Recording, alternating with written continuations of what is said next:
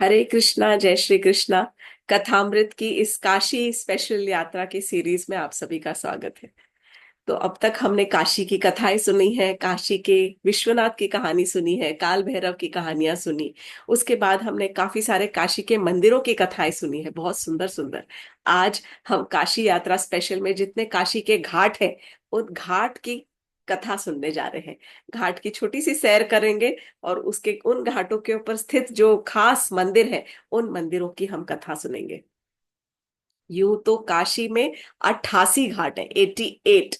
तो 88 घाट तो हम घूम नहीं सकते। वहां घूमना आसान है क्योंकि आप नदी में बैठकर, नाव में बैठकर और गंगा जी के ऊपर ऐसे नाव में चलते चलते चलते एक एक घाट के दर्शन कर सकते हो। और जहां आप रुकना चाहो उस घाट पर आप उतर कर और वहां मंदिर के दर्शन कीजिए, प्रदक्षिणा कीजिए और फिर पुनः आप बोट में आ जाइए। तो इट इज वहां पर ज्यादा सिंपल है, पर यहाँ पर घाट की यात्रा करना इतना आसान नहीं है। तो कथा को हम शुरू करते हैं। ओम अज्ञानतिमिरान्धस्य ज्ञानाञ्जनशलाकया चक्षुरुन्मिलितं येन तस्मै श्रीगुरुवे नमः। वाञ्छकल्पतरुभ्यश्च कृपा सिन्धुभ्य एव च पतितानां पावनेभ्यो वैष्णवेभ्यो नमो नमः। हे कृष्ण करुणा सिन्धु दीनबन्धु जगत्पते गोपेश गोपिका कांत राधा कांत नमोस्तुते। तप्त कांचन गौरांगी राधे वृंदावनेश्वरी वृषभानुसुते देवी प्रणमामि हरिप्रिये। हरे कृष्णा कृष्णा कृष्णा हरे हरे, हरे राम राम राम हरे हरे। तो काशी के घाट की तरफ चलने से पहले एक छोटा सा काशी का रिकैप। काशी को पहले आनंद वन कहा जाता था। बहुत सुंदर जंगल था यहाँ पर, आनंद देने वाला जंगल, इसलिए उसको आनंद वन कहा जाता था। बाद में इसका नाम काशी पड़ा और फिर उसका नाम मुक्तिदायिनी पड़ा। ऐसा स्थान जो हर एक जीव को मुक्ति प्रदान करता है, इसलिए मुक्तिदायिनी। फिर पड़ा इसका नाम वाराणसी। वारुणी और अस्सी नदी के बीच में जो स्थित जो शहर है वो है वाराणसी। और मुगलों ने इसका नाम बना दिया बनारस। और अब अभी भी ये काशी भी है, बनारस भी है, वाराणसी सिटी भी है। और हर तरह से everybody knows the city as in all its glory and all its names. हमने कहानियां ये भी सुनी कि किस प्रकार विष्णु भगवान जी ने इस शहर को राजा दिवोदस से प्राप्त किया। राजा दिवोदस को उन्होंने मुक्ति प्रदान की और मुक्ति प्रदान करके उसके बदले में उनसे ये शहर काशी उनसे लिया, क्योंकि वो जानते थे कि शिव जी का हृदय जो था वो इस जगह पर स्थित था। वो इसी जगह पर आना चाहते थे। तब विष्णु भगवान ने ये जो काशी नगरी थी वो उन्होंने शिव जी को भेंट की। जब भेंट की तो शिव जी बहुत प्रसन्न हुए और प्रसन्न होने के बाद उन्होंने आधी जो नगरी है वो पुनः शिव विष्णु भगवान को फिर से वापस भेंट में दे दी कि आपने मुझे ये काशी नगरी दी है, थैंक यू वेरी मच, लेकिन आधी नगरी आपकी है। तो इसीलिए जो ये 88 घाट है ना काशी में, उसमें से आदि केशव घाट से लेकर मणिकर्णिका घाट तक वो विष्णु काशी कहलाता है। और मणिकर्णिका घाट से लेके 80 घाट तक, सो अगर ऐसे लंबा है, वन एक और है आदिकेशव घाट, दूसरा एंड है 80 घाट, बीच में है मणिकर्णिका घाट। तो from Adikeshav to Manikarnika Ghat is Vishnu Kashi. Manikarnika से लेके 80 घाट तक ये है शिव काशी या केदार खंड, विष्णु खंड और केदार खंड, इस प्रकार से। तो काशी में प्राइमरीली तीन इष्ट है, सब शिव जी के ही स्वरूप है, लेकिन तीनों शिव जी के स्वरूप इस प्रकार है। केदारेश्वर, जिसके जिनके इष्ट है केदार, मतलब केदार खंड कहलाता है। केदार खंड के जो इष्ट है वो केदारेश्वर है। काशी के जो काशी खंड के जो इष्ट हैं वो काशी विश्वनाथ है, विश्वेश्वर। और ओमकार खंड जो है, ओमकारेश्वर खंड, उनके जो प्रधान इष्ट है वो है ओमकारेश्वर। तो इस प्रकार जो काशी है वो आधा भगवान शिव जी का है और आधा भगवान विष्णु भगवान का है। तो विष्णु जी ने ये जो नगरी है ये शिव जी को भेंट में दी हुई है। और यहाँ पर शिव जी अपना प्रथम, मतलब उनका बहुत प्रधान मन, हृदय, सब कुछ यहाँ पर विराजता है। अब हम आगे चलते हैं। इतने सारे घाटों के ऊपर तो हम चर्चा कर नहीं सकते, पर इनमें से कुछ बहुत बहुत मेन, कुछ प्रधान घाट है। 5 घाट तो बहुत ज्यादा मेन है, पर आज हम 7 घाटों तक, अप्रोक्सीमेटली 7 घाट्स जो मेन है, लेकिन जो 5 घाट है, कहते हैं कि एक दिन में 5 घाट जो है, इन 5 घाटों में स्नान जरूर करना चाहिए। पर हम 7 घाटों की आज चर्चा करेंगे। सबसे प्रथम, सबसे पहला वो है मणिकर्णिका घाट, जो बीच में आता है। जैसा कि मैंने कहा, एक तरफ आदिकेशव, दूसरी तरफ अस्सी, और बीच में मणिकर्णिका घाट। अब ये Manikarnika Ghat one of the oldest, not, हम मतलब सबसे पुराना नहीं है, सबसे पुरातन घाट है आदिकेशव घाट। उसकी भी कथा हम लास्ट में बोलेंगे। मणिकर्णिका घाट, जैसे कि इसका नाम है मणिकर्णिका, मणि मतलब मोती, और कर्णिका मतलब कान का बाला। ये कैसा नाम हुआ, और इसलिए नाम कैसा पड़ा, इसकी कहानियां बहुत सारी, अलग अलग प्रकार की कहानियां हैं। इस घाट की खास बात यह है कि यहाँ पर सदैव शाश्वत जलने वाली एक ज्वाला है, हमेशा जो प्रज्वलित रहती है। और वो ज्वाला जो है, इट इज, वो यहाँ पर श्मशान मतलब भूमि तो नहीं कहलाएंगे, यहाँ पर दाह संस्कार के लिए उस अग्नि का उपयोग किया जाता है। तो वो 24 घंटे पूरे साल भर वो जो अग्नि है वो प्रज्वलित रहती है, हमेशा, कभी भी बुझती नहीं है। और यहाँ पर एक दिन में करीब करीब 400 दाह संस्कार होते हैं, ऑलमोस्ट, मतलब हर समय होते ही रहते हैं वहां पर दाह संस्कार। क्योंकि जो काशी नगरी है ना, वो मृत लोगों को, मृत आत्माओं को सम्मान देती है। It is famous to give dignity to the dead.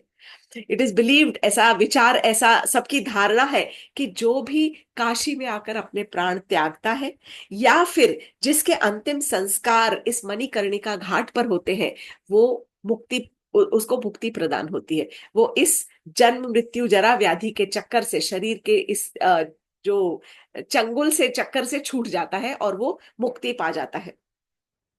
तो सबसे ज्यादा जो दाह संस्कार है वो इस मणिकर्णिका घाट पर होते हैं। उसके बाद जो नेक्स्ट नंबर आता है वो हरिश्चंद्र घाट का है। तो मणिकर्णिका घाट के ऊपर सबसे ज्यादा दाह संस्कार होते हैं। परंतु इस मणिकर्णिका नाम की कथा क्या है?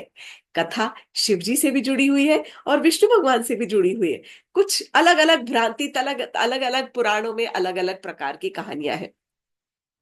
तो सबसे सिंपल तो ऐसा, एक बार कोई कहते हैं, कुछ कहते हैं कि एक बार पार्वती जी और शिव जी यहाँ पर भ्रमण करने आए, और जब यहाँ पर आए तो पार्वती जी का कान का बाला गिर गया, और शिव जी के हाथ से उनका मणि एक गिर गया, तो इसलिए फिसल कर गिर गया, इसलिए इस जगह का नाम मणिकर्णिका पड़ा। But there are more deeper stories to this. तो एक कहानी जो हम सब ने सुनी हुई है वो ये है कि राजा, जो प्रजापति दक्ष थे, जो कि शिव जी के ससुर जी थे, शिव जी और उनकी पत्नी सती, उमा, सती के जो पिता थे प्रजापति दक्ष, एक बार प्रजापति दक्ष ने एक बहुत भव्य और बड़े यज्ञ का आयोजन किया। परंतु उन्होंने अपनी बेटी सती और अपने जमाई शिव जी को इसमें आमंत्रित नहीं किया। किसी प्रकार से सती को इस बात की खबर लग गई, उनको पता चल गया कि मेरे पिता क्या यज्ञ हो रहा है, कहाँ जा रहे हैं। तो जब उन्हें पता चला कि ये सब मेरे ही पिता के घर जा रहे हैं, तो उन्होंने शिव जी से कहा कि आप भी चलिए ना, हमें भी जाना चाहिए। शिव जी ने मना कर दिया कि नहीं नहीं, हम वहां नहीं जा सकते, क्योंकि हमें वहां पर आमंत्रण नहीं है। परंतु सती एक नहीं मानी, और वो कहने लगी कि नहीं, कोई बेटी को भी अपने माता पिता के घर जाने की कभी आमंत्रण की जरूरत होती है, मैं तो जाऊंगी। तो वो हट करके बैठ गई। तब शिव जी ने अपने गणों के साथ में अपनी पत्नी उमा को, सती को वहां पर भेजा। जब सती वहां पर अपने पिता के घर पहुंची, तब वहां जाके देखती क्या है कि सब यज्ञ का आयोजन हो रखा है, सब वहां पर सभा में सारे के सारे बड़े बड़े देवता सब उपस्थित है वहां पर। परंतु वहां पर उनके पति शिव जी के लिए कोई स्थान नहीं है। यज्ञ की जो ऑफरिंग्स होती है, हर एक का एक भाग होता है, हर देवता को एक एक भाग मिलता है, परंतु शिव जी के नाम का भाग कहीं पर है नहीं, और शिव जी के लिए कोई आसन, कोई स्थान, कुछ भी नहीं है। ये सब देखकर सती को बहुत अपमानित महसूस होता है, बहुत ज्यादा अपमानजनक उनको महसूस होता है। तो तब वो कुछ वार्तालाप करती है, पर तब जो उनके पिता राजा दक्ष है, प्रजापति दक्ष, वो बहुत अपमानजनक शब्दों का उपयोग करके और उनके पति का अपमान करते, इंसल्ट करते हैं।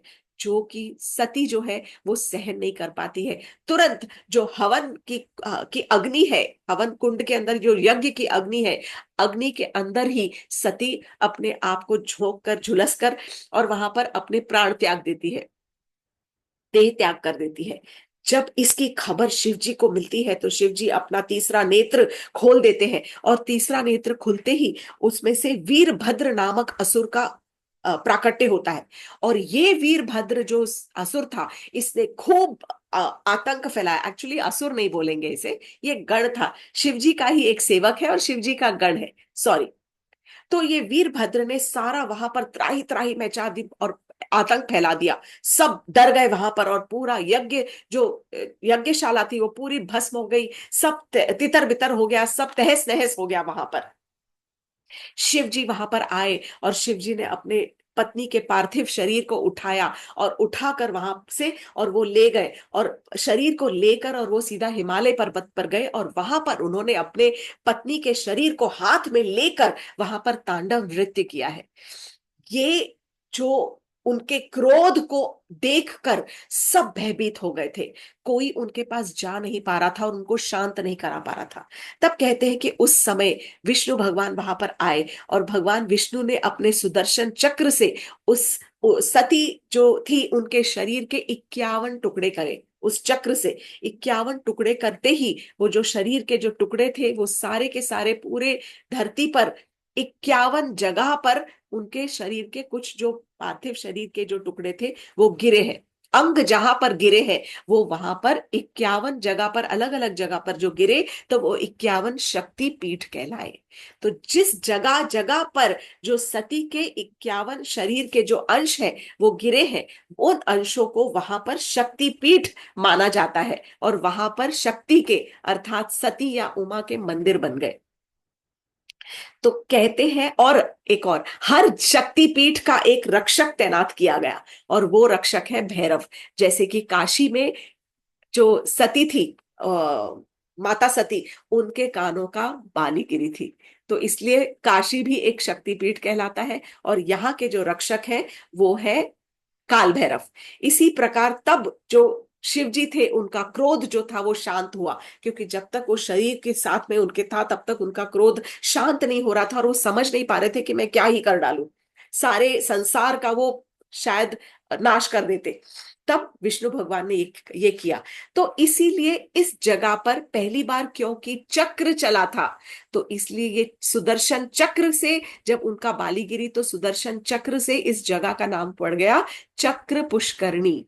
तो इसे चक्र पुष्करणी भी कहते हैं।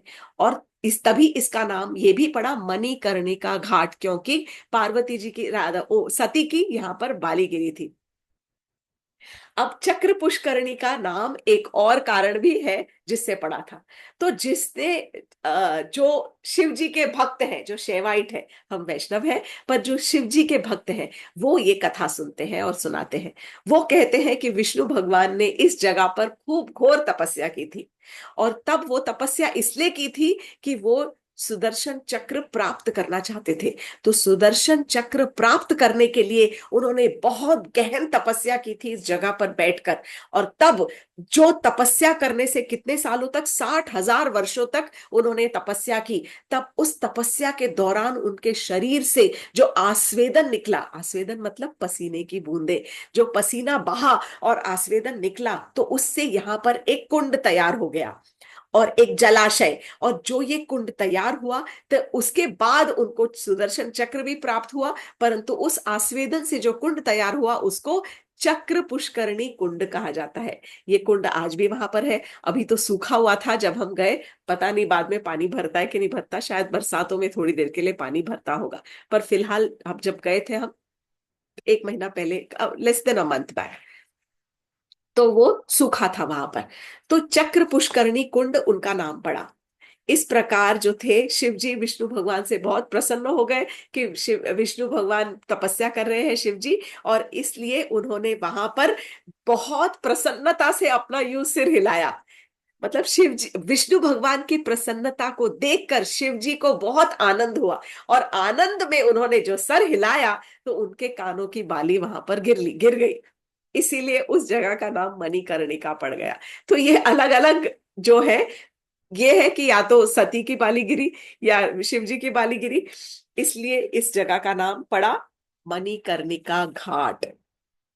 कहते हैं कि यहाँ पर जो भी शरीर का, जो भी पार्थिव शरीर का अंतिम संस्कार किया जाता है, जो भी देह का संस्कार किया जाता है, वहां पर शिव जी तारकेश्वर भगवान के रूप में, मतलब तारने वाले, ताड़केश्वर, तारने वाले तारकेश्वर भगवान के रूप में वहां पर आते हैं और मृत शरीर के कान में तारक मंत्र फूंकते हैं, जिससे वो भव सागर से तर जाता है और उससे मुक्ति प्रदान होती है और फिर से उसे जन्म नहीं लेना पड़ता। इसलिए कई बार आप देखोगे कि कई बच्चे, कई बालक अपने माता पिताओं के बड़े बूढ़े शरीरों को कहां कहां से लेकर यहाँ पर आते हैं। कई लोग तो वृद्ध तो यहीं पर आके अपने प्राण त्यागना चाहते हैं और इंस्ट्रक्शंस दे देते हैं कि अब मेरा अंतिम समय आ गया है, मैं काशी जा रहा हूं, वहीं मेरा देह त्यागूंगा और आप मणिकर्णिका घाट पर मेरा संस्कार करना।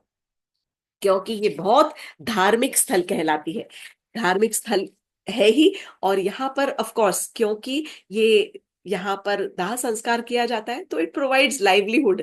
यहाँ पर जीविका के बहुत सारे मतलब लाइवलीहुड के बहुत सारे आपको साधन मिल जाते हैं। कुछ फूल बेचने वाले हैं, लकड़ियों के ढेर ढेर ढेर लगे पड़े हैं, जगह जगह खूब सारी ढेरों ढेरों बड़ी ऊंचे ऊंचे पहाड़ लकड़ियों के लगे पड़े हैं। तो लकड़ियों के ढेर लगे पड़े हैं, तो लकड़ी बेचने वाले हैं, फूल पे बेचने वाले हैं, धूप पूजा की सामग्री, कपड़ा, ब्राह्मण घूम रहे हैं आपका मंत्र वगैरह जाप करवाने के लिए, डोम है यहाँ पर। इस प्रकार कई सारे लोग अपनी जीविका का साधन यहाँ पर जुटा पाते हैं। ये हुआ सबसे प्रथम, सबसे इंपॉर्टेंट जो घाट, काशी का सबसे ज्यादा मान्यता वाला घाट है मणिकर्णिका। यहाँ पर तारकेश्वर भगवान की का भी एक मंदिर है। एक और घाट है, आगे बढ़ेंगे, दशाश्वमेध घाट।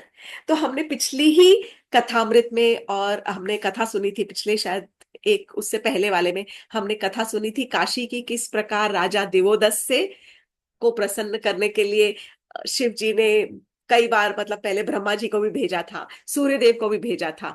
जब ब्रह्मा जी यहाँ पर आए थे राजा दिवोदस को प्रसन्न करने के लिए, तब ब्रह्मा जी ने यहीं पर गंगा जी के घाट पर 10 अश्वमेध यज्ञ किए थे।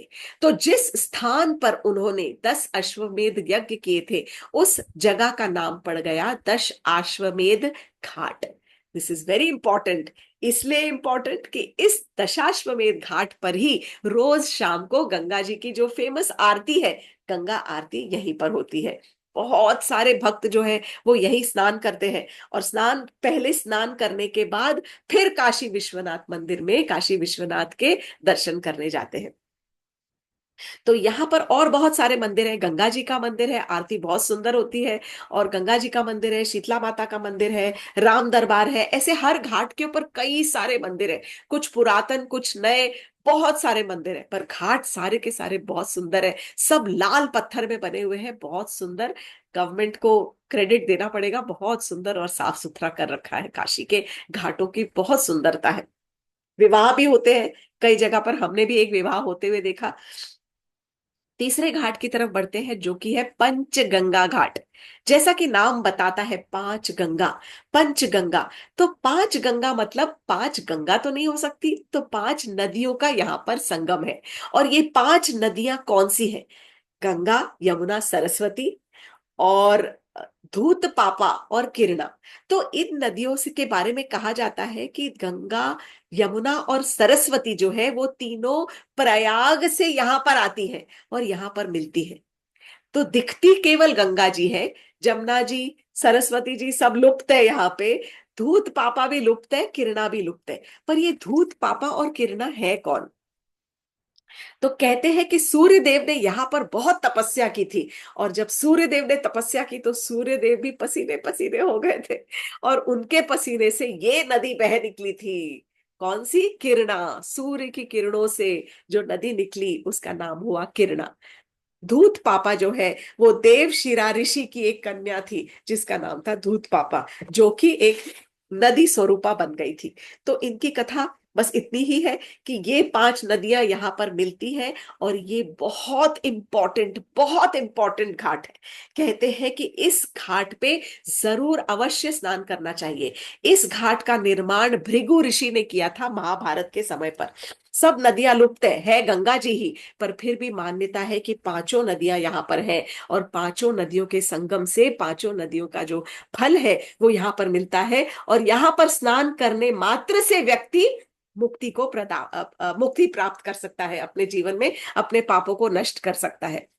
यहाँ की एक महत्वपूर्ण बात यह है कि यहाँ पर एक बहुत ज्यादा इंपॉर्टेंट महत्वपूर्ण मंदिर है, और ये मंदिर है बिंदु माधव मंदिर। बहुत पुरातन पुरातन भगवान विष्णु का मंदिर है। इसकी कथा कहानी कुछ इस प्रकार है। तो एक ऋषि थे जिनका नाम था बिंदु ऋषि, और ये गंडकी नदी नेपाल में मुक्तिधाम में गंडकी नदी के किनारे पर बैठकर इन्होंने बहुत गहन तपस्या की, और विष्णु भगवान के बहुत बड़े साधक थे। और जब इन्होंने तपस्या की तो विष्णु भगवान प्रसन्न होकर और उन्होंने इनको दर्शन दिए।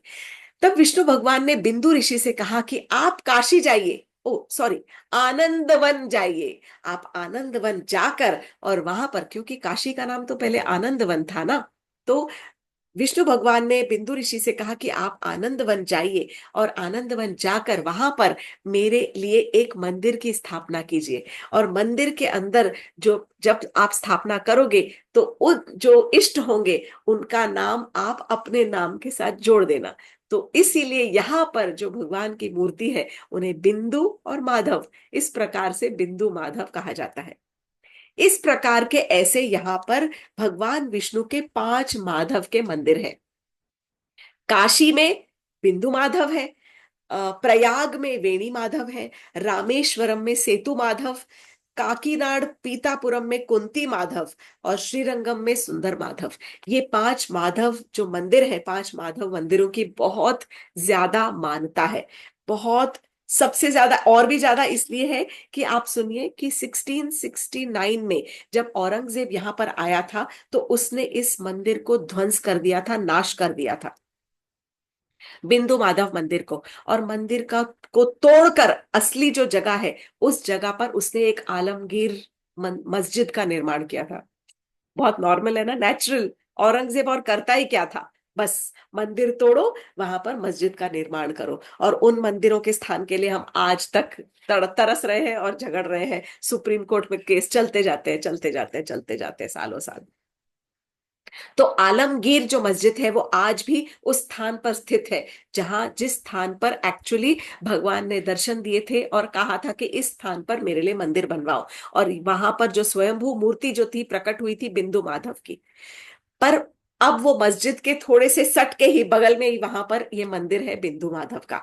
तो 1669 में जब वो मंदिर तोड़ गया था और वहां पर आलमगीर मस्जिद बना था, तो कुछ 3 साल बाद हमारे ही महाराष्ट्र से छत्रपति शिवाजी महाराज यहां से काशी गए थे, और काशी में 1672 में उन्होंने वहां पर बिंदु माधव मंदिर का पुनः उन्होंने स्थापना की थी। कितने गर्व की बात है कि उन्होंने फिर से वहां पर स्थापना करके और अपने सनातन धर्म को पुनः जीवित करने का प्रयत्न किया था, पुनः फैलाने का प्रयत्न किया था। तो 3 साल वो जो स्वयंभू मूर्ति थी उसका क्या हुआ? तो हमारे जो पुजारी है वो बहुत समझदार है। पुजारी जी ने बिंदु माधव की जो विग्रह थे उनको गंगा जी के अंदर प्रवेश करवा के और उनको वहां पर सुरक्षित रखा था, क्योंकि जल के अंदर आप कहाँ ही ढूंढोगे पानी के अंदर। तो इस प्रकार गंगा जी के अंदर उन्होंने सुरक्षित करके उन मूर्ति को 3 वर्ष तक वहां पर रखा था। फिर 3 साल बाद जब छत्रपति शिवाजी महाराज वहां पर आए और उन्होंने मंदिर का पुनः निर्माण करवाया, तब इन विग्रह की, बिंदु माधव की फिर से वहां पर स्थापना की गई। तो कहते हैं कि पंचगंगा घाट में सब किस जो भी जाता है उसे सवेरे सवेरे पंचगंगा घाट पे स्नान करना चाहिए, और दोपहर को मणिकर्णिका घाट में स्नान करना चाहिए, शाम को दशाश्वमेध घाट पर गंगा जी की आरती अटेंड करनी चाहिए। तो ये हो गए हमारे 3 इंपॉर्टेंट घाट। ठीक है, ये बहुत इंपॉर्टेंट है। चौथा घाट, 5 आर वेरी इंपॉर्टेंट। चौथा in the line of importance is Kedar Ghat. ये शिव जी का घाट है। हमने अभी तक क्या किया? दशाश्वमेध जहां पर ब्रह्मा जी ने पूजा की थी। मणिकर्णिका घाट शिव जी का घाट था। पंचगंगा घाट यहाँ पर विष्णु भगवान जी का मंदिर है। और अब हम आ रहे हैं केदार घाट पर। केदार घाट शिव जी का घाट है। यहाँ पर भगवान केदारेश्वर का मंदिर है। तो ये जो मंदिर है गौरी केदारेश्वर का मंदिर, ये महाराजा जो विजयनगर के महाराजा थे, इन्होंने इस मंदिर का निर्माण करवाया था। और बिल्कुल उसी प्रकार से जैसे कि हिमालय में हमारे केदारनाथ में जो केदारेश्वर बैठे हुए हैं, और केदारनाथ का वहां पर जो मंदिर है, उसी लाइन पर ये मंदिर का निर्माण किया गया है। कहते हैं कि जो वहां नहीं जा सकता वो यहाँ आकर दर्शन कर ले, उसे सेम फल प्राप्त होता है। तो यहाँ पर बहुत सारे, क्योंकि ये एक दक्षिण भारतीय राजा थे जो विजयनगर के महाराजा थे, उन्होंने बनवाया था, तो यहाँ पर आपको बहुत सारे दक्षिण भारत के जो भक्त हैं, वो उनकी भीड़ भीड़ समुदाय वहां पर नजर आएगा। बहुत खचाखच भरा हुआ था मंदिर दर्शनार्थियों से। ये जो यहाँ पर जो लिंग है वो स्वयंभू लिंग है, अपने आप प्रकट हुआ हुआ है वहां पर लिंग। तो ये जो केदार घाट है, यहाँ पर गौरी केदारेश्वर का मंदिर है, ये लिंग स्वयंभू है। और ये वारुणी नदी और गंगा जी के संगम पर स्थित है। ये केदार घाट वारुणी नदी गंगा जी के संगम पर स्थित है। पंचगंगा घाट जहां पर 5 नदियां थी। अब जाते हैं पांचवें घाट के ऊपर। पांचवा घाट है अस्सी घाट।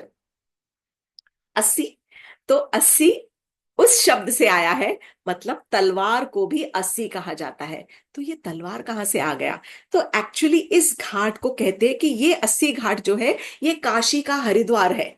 जैसे हरिद्वार की मानता है, वैसी काशी के लिए ये जो स्थान है ये हरिद्वार है। यहाँ पर बहुत सारे मंदिर है, बहुत सारे अखाड़े हैं। और इस घाट का जो मेंशन है, इस घाट का जो नाम है, कई जगह पर आया है। मत्स्य पुराण में, कूर्म पुराण में, पद्म पुराण में, जगह जगह पर इसका उल्लेख किया गया है। यहाँ पर 80 नदी गंगा जी से मिलती है। 80 का मतलब समझाऊंगी। यहाँ पर 80 नदी गंगा जी से मिलती है। तो ऑल दीज रिवर्स, वारुणी, 80, ये सब ट्रिब्यूटरीज हैं।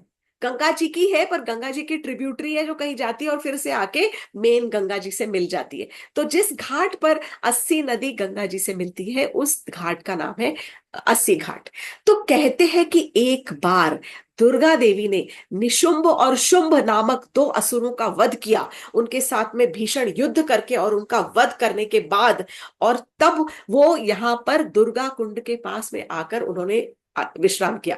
दुर्गा कुंड तो बाद में पड़ा। दुर्गा जी यहाँ पर आई तो एक कुंड है यहाँ पर, उस कुंड के पास में जब उन्होंने विश्राम किया, तो उस कुंड का नाम पड़ गया दुर्गा कुंड। और यहाँ पर विश्राम करके उन्होंने जो अपनी जो खड़ग था, अपनी जो तलवार थी, वो ऐसे जो उन्होंने यहाँ पर छोड़ी है, तो जो जैसे ही उन्होंने हाथ से गिराई, तो उस खड़ग और उस तलवार की वजह से जमीन के अंदर एक प्रहार हुआ।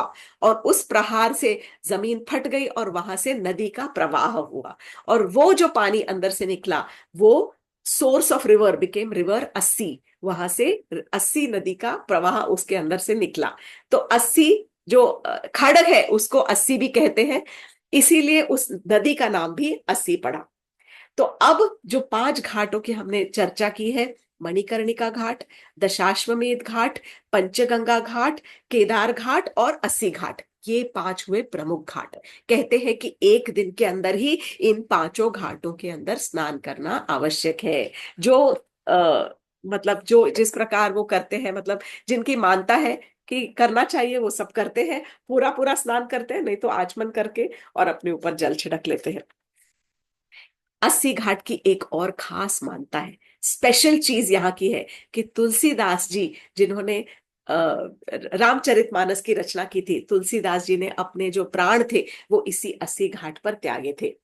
यहाँ पर लक्ष्मी नारायण जी का मंदिर है, और यहाँ पर एक जगन्नाथ जी का भी मंदिर है। बहुत सारे मंदिर है, लक्ष्मी विष्णु मंदिर है, शिव जी का मंदिर है, जगन्नाथ जी का मंदिर है, राधा कृष्ण का मंदिर है, सीताराम लक्ष्मण जी का मंदिर है, 80 संगमेश्वर मंदिर है शिव जी का, नरसिंह देव का मंदिर है, बाणेश्वर, मयूरेश्वर, बहुत सारे मंदिर है इस 80 घाट पर।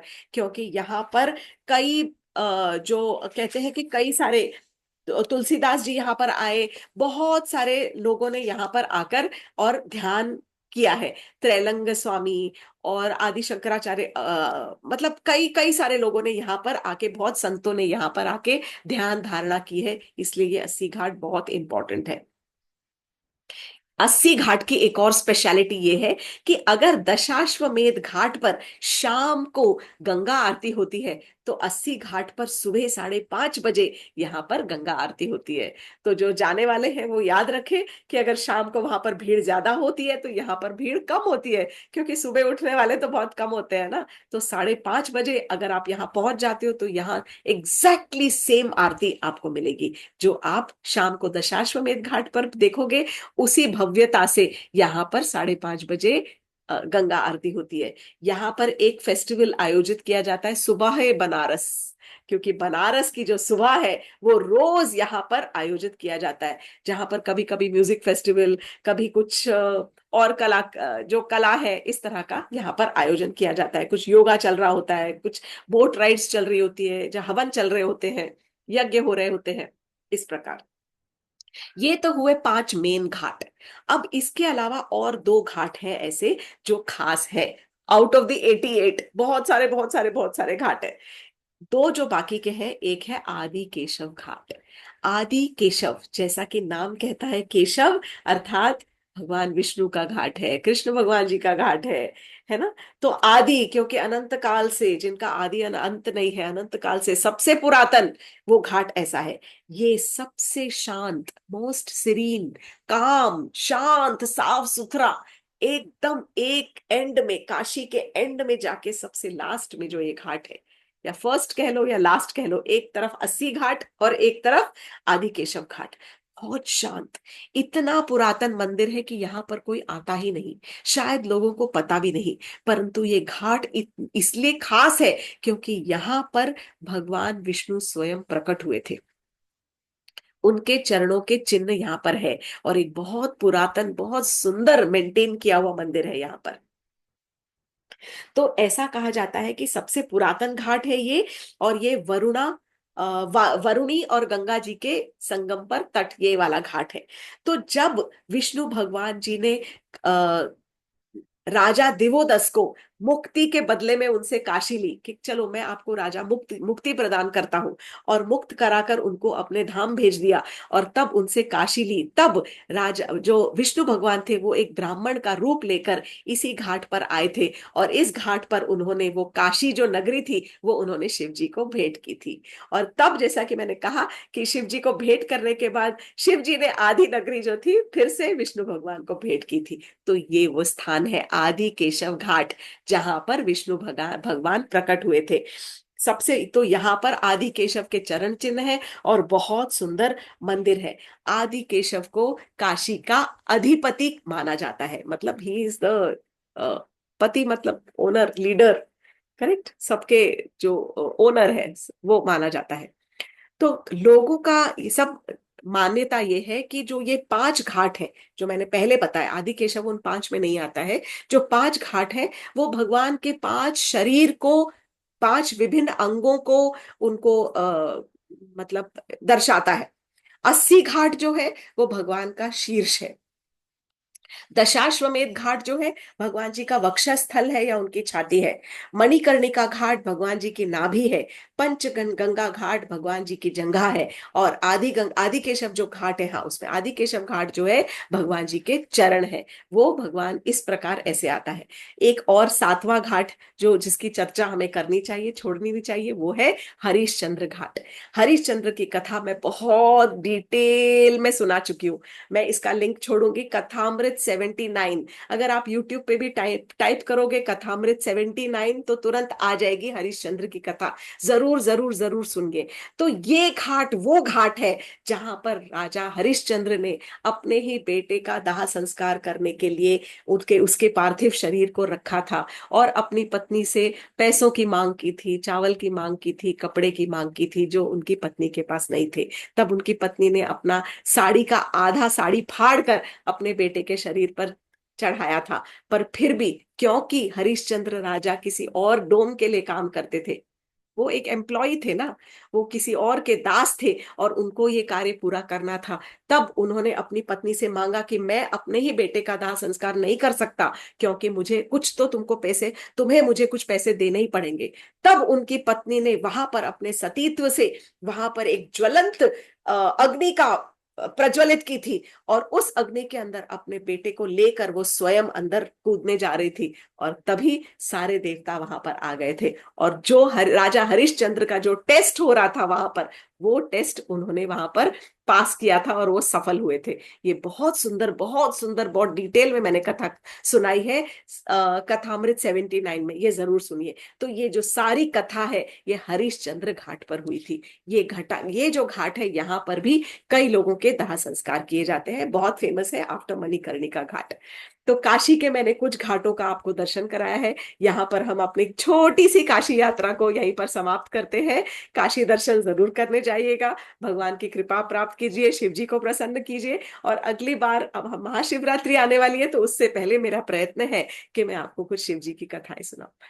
तो कथामृत के साथ जुड़ने के लिए आप सभी का बहुत बहुत धन्यवाद। Thank you so much. जय श्री कृष्णा, हरे कृष्णा। Thank you.